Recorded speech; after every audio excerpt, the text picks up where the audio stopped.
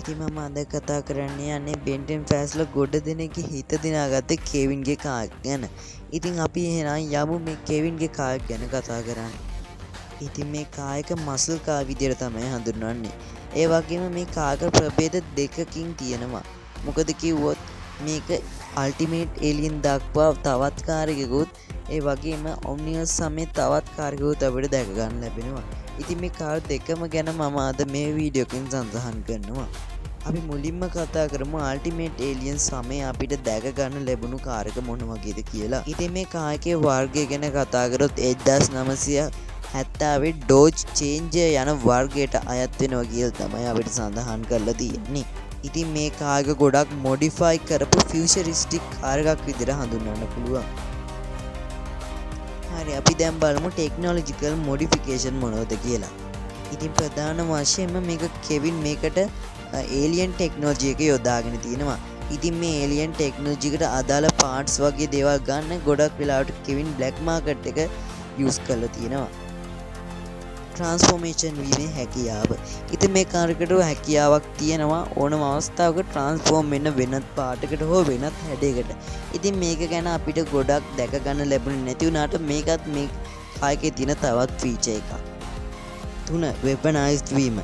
ඉතින් මේ කායකේ ප්‍රධානම ෆීචර් එකක් වගේම ගොඩක් අය හිත දිනාගත්තු ෆීචර් එකක් තමයි මේ කායකේ ස්ට්‍රක්චර් එකේම ඇතුළත් වෙන ගොඩක් වෙපන්. ඉතින් මේක නිසා මේක යුද්ධ උපකරණයක් විදිහට පාවිච්චි කරන්න පුළුවන්. ලේසර් බීම්, බ්ලාස්ටර්ස් වගේ විවිධ විදිහේ ඒලියන් ටෙක්නොලොජිකල් ඇතුළත් උපාංග රැසක් මේකේ ඇතුළත් වෙනවා. Interior modification. ඉතින් ඉන්ටීරියර් මොඩිෆිකේෂන් අතින් ගත්තොත් මේ කායක ඇතුලේ විවිධ ස්කෑනර්ස්, ස්ක්‍රීන්ස් වගේම ට්‍රැකින් ඩිවයිසස් ගොඩක් දැක ගන්න ලැබෙනවා. ඉතින් ඒ වගේම මේ කායක බෙන්ගේ ඔම්නිට්‍රික්ස් එක්ක සම්බන්ධ වෙලා තියෙනවා. ඉතින් ඒකෙන් මේ ඔම්නිට්‍රික්ස් එක කොහෙද තියෙන්නේ වගේ ගොඩක් තොරතුරු අපිට දැනගන්න පුළුවන්. ඔෆ් රෝඩ් සහ ෆ්ලයිට් මොඩ්.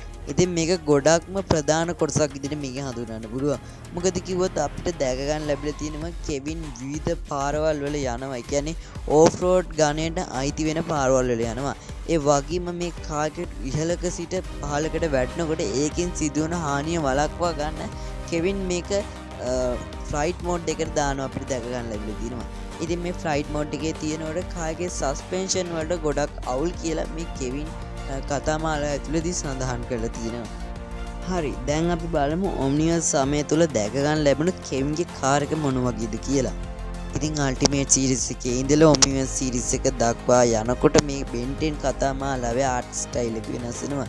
ඉතින් මේක නිසා කෙවින්ගේ කාර් එකේ පොඩි වෙනස්කම් ඇති වෙනවා. ඉතින් ප්‍රධාන වශයෙන්ම මේ කාර්ගේ පාට වෙනස් වෙලා තියෙනවා කොළ පාට ඉඳලා නිල් පාටට. හැබැයි මේ කාර්ගේ කළු පාට තීරු දෙක තාමත් තියෙනවා. හැබැයි මේ කාර් එක පාට වෙනස් වුණාට මේ කාර් එක තවමත් මසල් කාර් එකක්ම තමයි. ඉතින් මේ ඔම්නිවස් සමයේදී මේක ගොඩක්ම විෂුවල් ඩිෆරන්සස් දැක ගන්න ලැබෙලා තියෙනවා.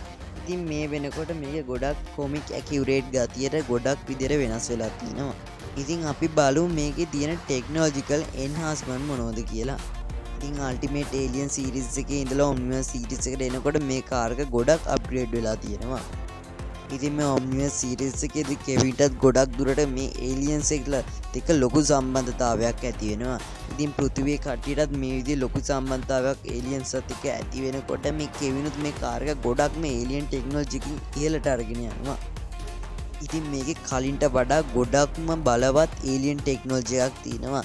ඉතින් ඒ වගේම මේ කාර් එක විවිධ එක්ස්ට්‍රීම් සිටුේෂන් වලට ඔරොත්තු දෙන විදිහට කෙවින් මේක හදලා තියෙනවා. ඉතින් මේ විදියට මේ කාර් එක ටෙස්ට් කරනවා අපිට ඔම්නිවස් සීරීස් එකේ දැක ගන්න ලැබිලා තියෙනවා. ඉතින් මේ ටෙස්ට් කරන අවස්ථාවේදී රුක් සහ කෙවින් එකතු වෙලා තමයි මේ කාර් එක ටෙස්ට් කරන්නේ.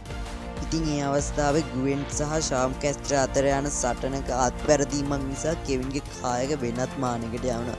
හැබැයි ගුවෙන් විසින් ආයෙත් පෘථිවියට ඒ කාර් එක ටෙලිපෝට් කරලා දෙනවා. ඉතින් එක්ස්ට්‍රා ෆන් ෆැක්ට් එකක් තමයි කෙවින් මේක තනියම තමයි හදන්නේ. ඒ වගේම එයාගේ ඇස්මෝසියම් පවර්ස් උත් මේ කාර් එක හදන්න භාවිතා කරනවා. ඉතින් ඒ වගේම මේ කාර් එක සිම්බලයිස් කරනවා කෙවින්ගේ ටෙක් ස්කිල් එක. ඒ වගේම බ්ලැක් මාකට් එකත් එක්ක තියෙන රිලේෂන්ෂිප්ස් වගේ ගොඩක් දේවල්. ඉතින් මේ වගේම මේක අල්ටිමේට් ඒලියන් සීරීස් එකේදී ටිකක් බැට් මොබයිල් එක වගේ මේ ටීම් එකට ෆීල් වෙලා තියෙනවා. ඉතින් ඒ වගේම ඔම්නිවර්ස් සමයනකොට කෙවින්ගේ කාර් එකට රීජෙනරේෂන් ඇබිලිටි එකක් ලැබිලා තිනවා. මොකද කිව්වොත් ඒලියන් නැනෝ ටෙක්නොලොජි එක මේකට යොදාගෙන තියෙන නිසා. ඉතින් මම අද කතා කරේ කෙවින්ගේ කාර් එක ගැන කතා කරන මේන් පොයින්ට් එක. ඉතින් මේකේ තවත් ලොකු හිස්ටරි එකක් තියෙනවා.